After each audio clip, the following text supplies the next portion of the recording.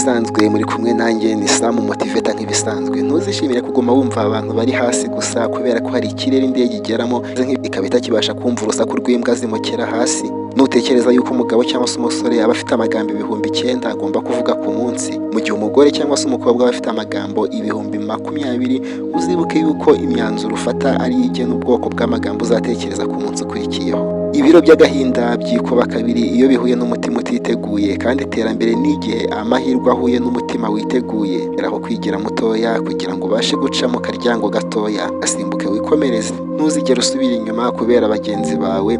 Numurika cyane urumuri rwawe rukangiza abo muri kumwe cyangwa se rukamena amaso abo muri kumwe, ntibazagusabe kugabanya urumuri rwawe, ahubwo zabasabe bagure rinete zigabanya urumuri mu maso yabo, kubera yuko isi ikeneye urumuri rwawe kurenza uko amaso y'abantu arukeneye. Mbere yo kuvuga inzozi zawe uzabanza urebe niba ugiye kuzibwira azi kurota icyo ari cyo. Nusonza uzategereza ibiryo ko bishya bakuzanire, ariko niwicwa n'inzara uzahaguruka ujye kubyitekera.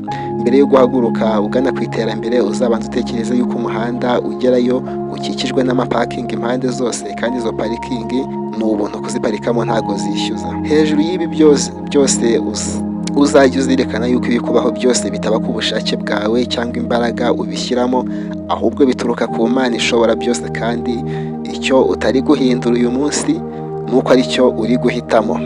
Rero ntuzatekereze yuko ibintu byose biba ku mbaraga ubishyiramo, ntuzatekereze yuko ibyo ugeraho byose ari imbaraga ubishyiramo, ahubwo bituruka ku Mana ibabarira. Umunyabwenge atekereza yuko umupira niyo wamusekurisha umuhini, umupfapfa niyo wamusekurisha umuhini nk'ingano, ubupfu bwe ntabwo bwamushiraho. Iri ni ijambo ryanditswe na Salomo, umunyabwenge tuzi wabayeho, wanditse Bibiliya, igitabo cy'imigani.